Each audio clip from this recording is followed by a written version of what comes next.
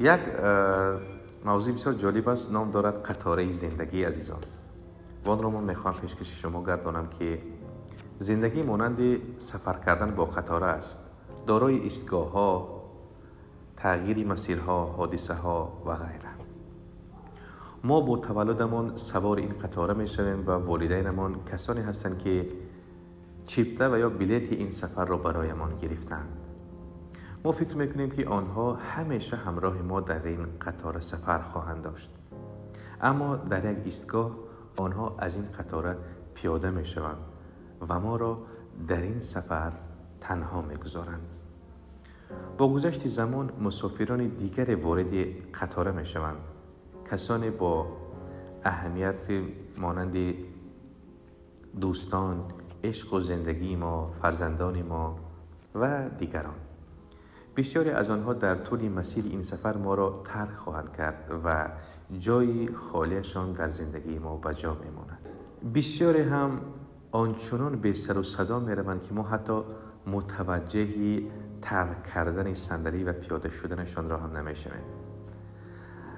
سوار بر این قطار پر از تجربه شادی، غم، رؤیا پردازی، انتظاری ها، سلام ها، خداحافظی ها و آرزوهای خوب است. یک سفری خوب همراه است با کمک کردن، عشق ورزیدن، داشتن رابطه خوب با دیگر همسفران و اینکه مطمئن شویم تمامی تلاشمان را کنیم تا سفری خوب و راحت داشته باشیم. رازی این سفری بسیار زیبا این است که ما نمیدانیم در کدام ایستگاه قرار است پیاده شویم. پس باید در بهترین شکل زندگی کنیم، سازگار باشیم، فراموش کنیم، بخشیم و بهترین چیزی که داریم آن را ارائه دهیم.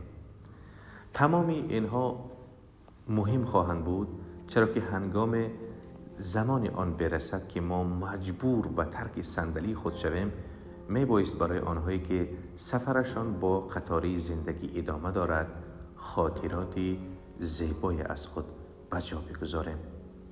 پس به همین خاطر عزیزان ما هم نمیدانیم که کی از این قطار پیاده میشویم. به همین خاطر من ضرور میدانم که از همین شما سپاسگزار باشم برای اینکه همراه ما در این قطار هستید.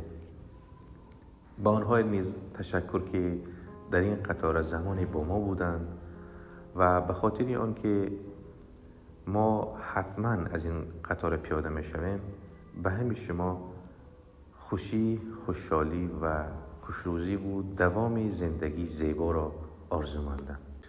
پس به همین خاطر به قدر هم برسیم و زندگی را دوست داریم.